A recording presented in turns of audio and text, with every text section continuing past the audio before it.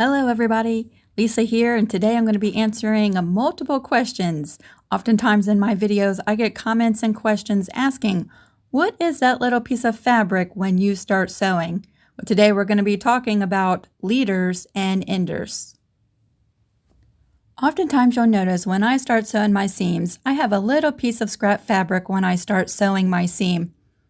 I sew my seam, and then to finish up, I place another scrap underneath of my needle. Those are called leaders and enders, and there's 5 different reasons why I use them when piecing my quilts. The first reason we're going to talk about leaders and enders is how it saves you thread.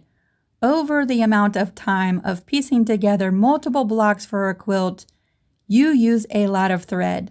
Well, using a leader and ender can save you so much. This adds up over the course of piecing together a quilt. If you're using scissors or the thread trimmers on your machine, you are pulling away a lot of thread that just ends up getting trimmed and thrown in the trash.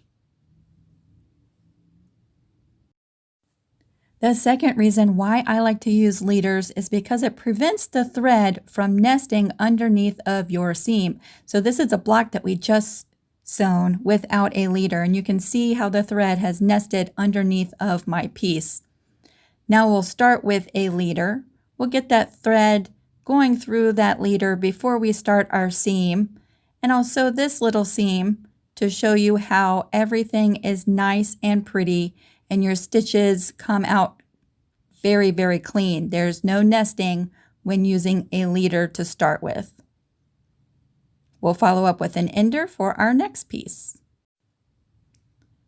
We'll separate our pieces, and I like to trim off the beginning thread on my leader and keep it nice and neat. So let's take a look at the 2 seams, one using the leader, nice and clean on both sides. No nesting in my seam. And let's take a look at our first seam that we did without a leader. And you can see that thread is nested in that seam on the bottom. The third reason I like to use leaders and enders is because sometimes if I'm not using them, I'll trim my thread too short. And when I start sewing a seam, the first thing that happens is the thread comes out of the needle, just like this. Well, this can get time-consuming if this happens over and over again while you're piecing many quilt blocks together. Just the time involved of rethreading that needle over and over again can eat up a lot of time. So when you use a leader to start your seam in, that prevents the needle from becoming unthreaded. And now we don't have to worry about rethreading that needle over and over.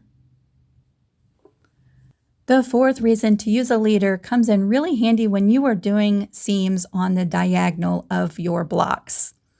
Oftentimes, without using a leader, what happens is the needle punches your fabric down inside your throat plate, and that can make your seam a little wonky, and here I'll show you.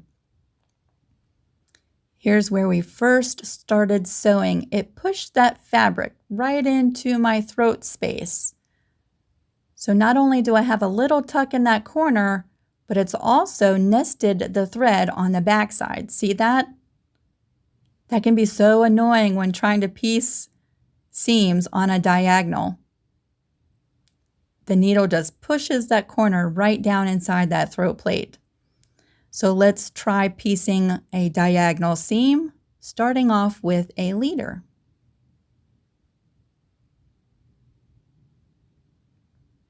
We'll bring in our pieces. Same types of fabric as the 2 I just did. Let me grab a piece of fabric. We'll bring that over. And again, we're going to go from corner to corner.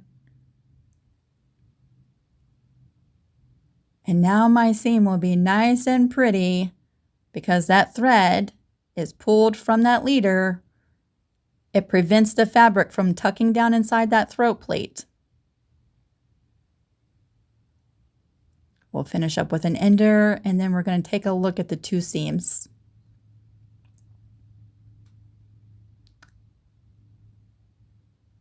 So with and without a leader, you can see at the very beginning, my corner is nice and pointy and no thread nesting on the back.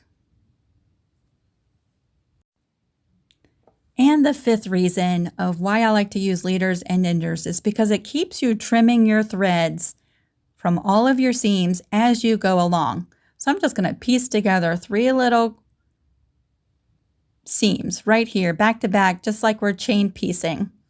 I'll finish up with an ender, and then we'll cut these pieces away from the needle. As I separate it from the needle, I cut my pieces apart, and all of my seams, the threads from my seams, are nice and short and trimmed as I cut my pieces apart, versus having long threads from your pieces from where you started sewing or where you've ended that you need to trim before you move on. So let's take a look at some of the things you can use for leaders and enders. I save all my scraps, all my itty bitty pieces that probably won't get used for patchwork, I use as my leaders and enders, and I reuse them and reuse them. Oftentimes you'll hear people mention to a leader as a spider because of all of the little frayed ends along the piece. I oftentimes save leftover binding. I'll cut apart my binding. I keep this right next to the sewing machine. It's folded over in half, perfect for a leader or an ender. Now you can also use pre-cuts. Pre-cuts make great leader and ender quilts. If you've never heard of those before, do a YouTube search or a Google search for leaders and enders. You can have a stack of pre-cuts next to your machine, and instead of just sewing through a scrap piece of fabric, you can line up 2 pieces and sew the seam with your 1/4 inch seam allowance like you would in piecing, and use that piece as your leader or your ender. Now this way does take a little bit longer because you usually piece together pieces like light to dark, so it takes a second to figure out which pieces you're going to sew together. But what you're actually doing is working on a second quilt project while you're working on your current quilt project. So when you separate these leaders and enders, you just keep them next to the machine and keep on going through your stack of pre-cuts. But you see, by using this as your leader, you've created a 2-patch. So you're really working on 2 quilts at the same time.